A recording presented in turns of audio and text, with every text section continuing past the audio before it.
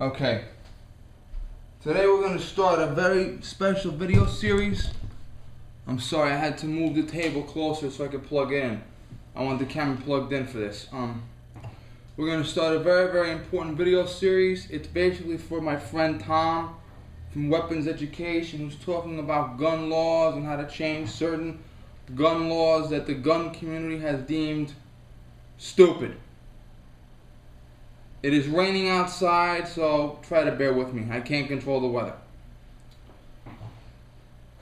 We're going to start this discussion by talking about magazines, magazine capacity, and then if we have time today, we'll get to the accessories ban. If not, we'll get to that later. I would also like to talk about the North Hollywood shootout in detail, if I may. So we're going to have several different videos. This is not going to be one of those 5-minute spiels. I'm also going to try to use professional language with the understanding that this may very well be seen by a politician. Okay. Many of my fellow gun owners today believe that the Second Amendment is supported by Republicans, defended by Democrats. I'll dispel that myth right now. Rudy Giuliani, America's mayor, Republican, has said, for better or worse, but this is how it is, has agreed with the Clinton 1994 weapons accessory ban. He also agreed with a Republican governor in the state of New York implementing the weapons accessory ban on the state level. And he said that on videotape, so he cannot deny it. I'm not trying to bash Mayor Giuliani, I'm just saying a fact. In addition to that, it is rumored, and if it's not true, I will apologize, but it is rumored he referred to the NRA as extremists. President Kennedy.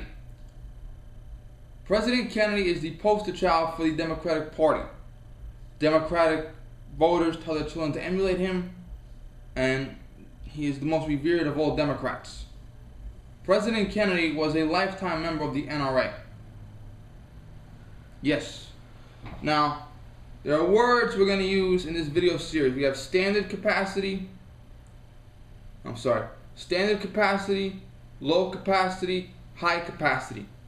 Now, standard capacity magazine means when the gunsmith is making the gun, this is the magazine capacity he envisions for the gun. It is not a clear level of yes or no. It is just it's not a clear level of numbers. It's not a set number like 10 or 15. It's what he is envisioning. Example. This is a hyped up version of the 1911. It was originally made by John Browning himself in 1911. I'm sorry, the table is shaking. My apologies. When Mr. Browning invented this gun, he intended it to fire from a 7-round magazine. Henceforth, the 7-round magazine is the standard capacity magazine. Yes. Now, there is no such thing as a 6-round magazine for this frame. Springfield Armory and a few other companies make extremely small versions of this firearm which feeds a 6-round magazine.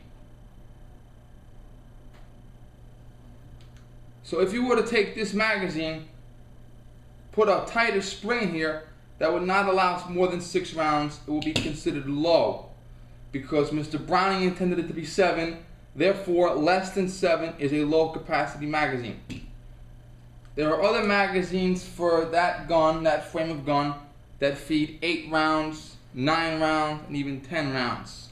They are high capacity because they feed more ammunition than Mr. Browning intended.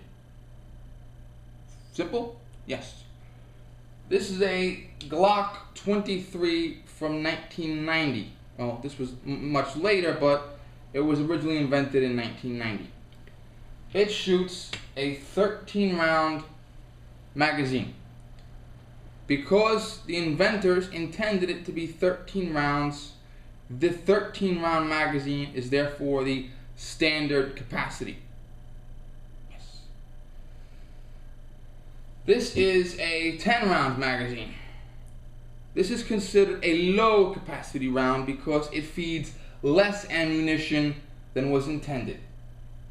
Back to this again. There is a larger gun called the Glock 22. Longer this way, longer this way. That gun feeds a 15-round magazine. Henceforth, 15 rounds in a Glock 22 is standard capacity.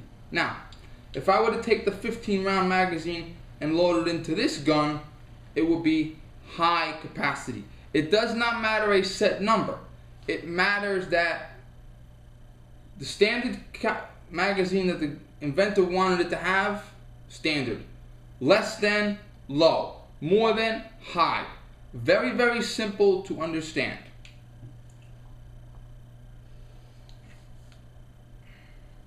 How did this business of the high capacity, low capacity, standard capacity magazine come about? Very, very simple. Many years ago, and I think it was late 1980s, I don't know the exact year, this country was embroiled in crime. There was a lot of crime, especially in Los Angeles and Miami, Florida, but there were other places too. Those are the most prominent. Criminals took fully automatic machine guns and killed their enemies, and it was not pretty. And yes, innocent people got caught up in the crosshairs more often than not. For every gangbanger that was killed, for every drug dealer that was killed, an innocent person was in the wrong place at the wrong time. And the anti-gun politicians and anti-gun public were ready to outlaw everything. There was an outcry for gun control this, outlawing that, more restrictions on this, etc., etc., etc. William Ruger Sr., president, now deceased, of Sturm and Ruger, came forward and he addressed a committee. I do not know the exact year, but it was definitely late 80s, early 90s. If you know the exact year, please fill me in. I will put a little bubble in it. I'll have a little bubble on the screen. Mr. Ruger Sr. came forward and said, don't ban the gun, ban the magazine. And Mr. Ruger emphasized the fact that his weapons were sold to the public with low capacity magazines. Whatever.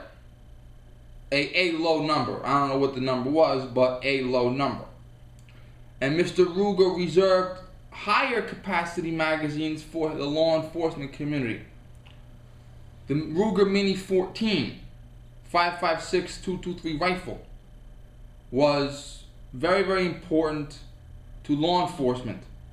Many law enforcement officers used it. NYPD used it even after September 11th. They only recently went to the AR-15. We'll get into that in another video series. The Ruger Mini 14 is the weapon of choice for many corrections officers. If you go to a prison, you see a corrections officer in the tower, there's a 90% chance his weapon of choice is the Ruger Mini 14. And several law enforcement officers in small towns that have to buy their own weapon, very, very small districts, choose Mini 14. It is an outstanding weapon. And Mr. Ruger suggested that the magazine capacity be capped at 15 rounds. Now, in this period, less than 2% of all guns, of all handguns in the country fed more than 15 rounds. The Glock 17 9mm held 17. Rare exception. Today, about 95% of handguns do not feed more than 15 rounds in the magazine. It's just the way it is. So the 15-round magazine cap, so to speak, would have affected less than 2% of all handguns from that era and less than 5% of all handguns from this era, but would have affected the rifles.